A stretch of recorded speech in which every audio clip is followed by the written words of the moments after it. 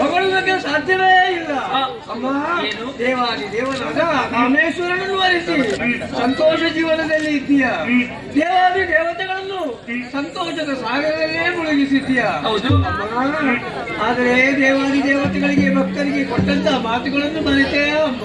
ಏನದು? ಧೂಳಮಂಡಾಸುರನನ್ನು ವಧಿಸಿಕೊಳ್ತೇನೆ ಅತಿ ಶೀಘ್ರದಲ್ಲಿ ಎಂಬುದನ್ನು ಹೇಳಿದೆಯಾ? ಅವರ ದೆಸೆಯಿಂದಾಗಿ ವರ್ಣಾಶ್ರಮ ಧರ್ಮಗಳು ಕಣ್ಣಿಟ್ಟಿದೆ. ಋಷಿ ಮುನಿಗಳಿಗೆ ತಪಸ್ಸನ್ನು ಆಚರಿಸುವುದಕ್ಕೆ ಸಾಧ್ಯ ಇಲ್ಲ.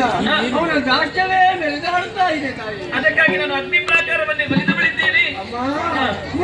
ಒಂದಾಗಿ ನಿನ್ನ ಅಗ್ನಿ ಪ್ರಾಕಾರವನ್ನು ಮುರಿದು ಬಿಡುವುದಕ್ಕೆ ಸಿದ್ಧತೆಯನ್ನು ನಡೆಸ್ತಾ ಇದ್ದಾರೆ. ಇನ್ನೇನು ತಾಯಿ ತಾಯಿ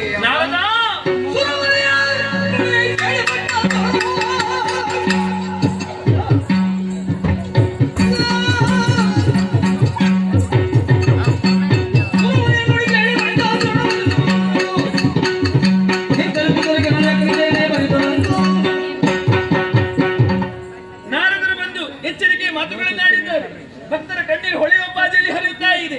ಆರಂಭದಲ್ಲಿ ಧೂಮ್ರಾಕ್ಷನ್ನು ಹುಂಕಾರ ಮಾತ್ರ ಸುಟ್ಟಂತಹ ನನಗೆ ದುರುಳನಾದಂತಹ ಬಂಡಾಸುರ ನಿಗ್ರಹಿಸುವುದು ಕಷ್ಟವಾಗ್ಲಿಕ್ಕಿಲ್ಲ. ಆದ್ರೂ ನಾನು ಯೋಚಿಸಿ ಮುಂದುವರಿಯಬೇಕಾಗಿದೆ. ಅದಕ್ಕಾಗಿ ಇಚ್ಛಾಶಕ್ತಿಯಿಂದ ಶಕ್ತಿ ನಾರಿಯನ್ನು ಸೃಷ್ಟಿ ಮಾಡುತ್ತೇನೆ.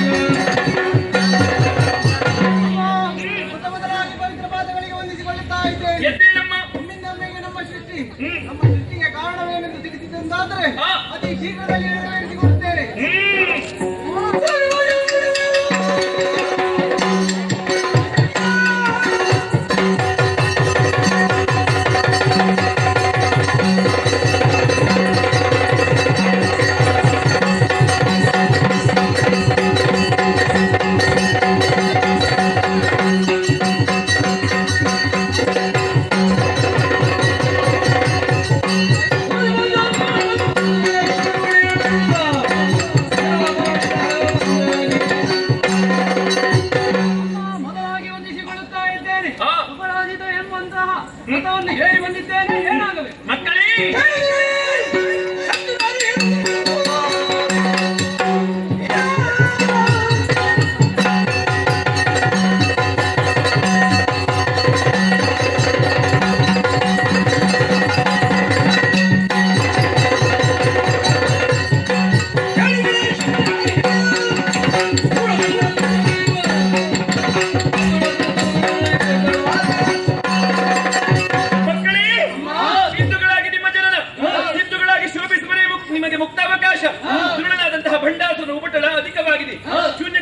ಮುತ್ತಬೇಕಾಗಿದೆ.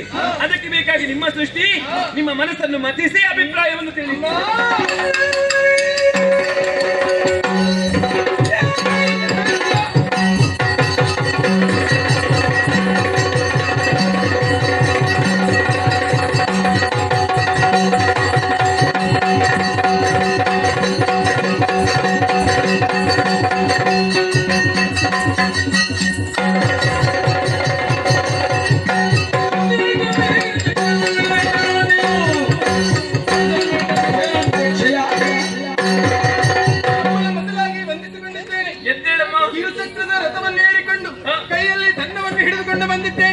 ನೀನಾಡಿದಂತಹ ಮಾತಿನ ಪ್ರಕಾರದಲ್ಲಿ ನಮ್ಮ ಮನಸ್ಸನ್ನು ಮತಿಸಿ ಎದುರಾದಂತಹ ದುಷ್ಟದಾನವರಿಗೆ ತಕ್ಕ ಶಿಕ್ಷೆಯನ್ನು ನೀಡುವರೆ ಶಕ್ತಿನಾದರೂ ಮುಂದಾಗುತ್ತಾರೆ ತಾಯಿ.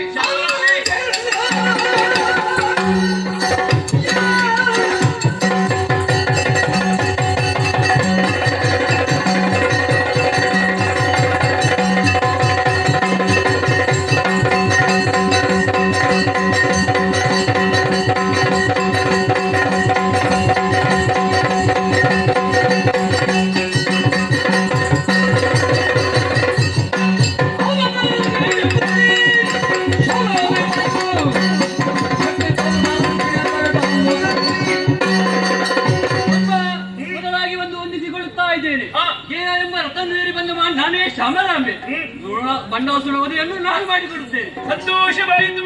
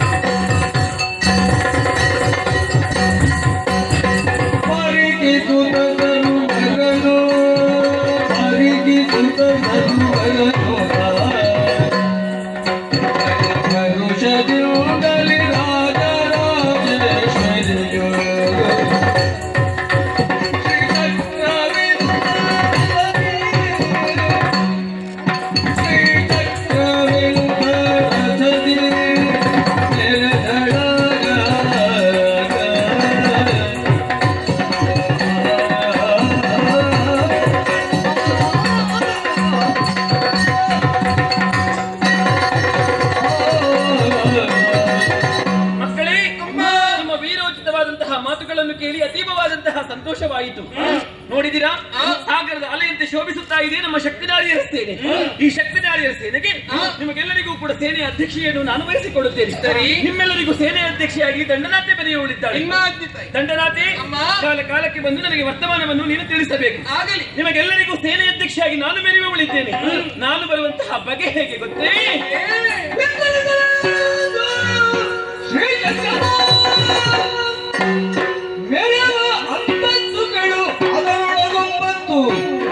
ಶ್ರೀಲಲಿತಾಂಬೆ ಶಕ್ತಿ ದೇವಿಯರ ಪರಿವಾರ ಮೆರೆಯಲ್ಗೆ 120 ಮಂದಿರದಲ್ಲಿ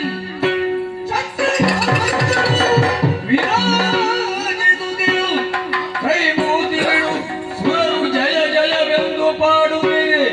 ಹಸ್ತಗಳು 4ರಲ್ಲಿ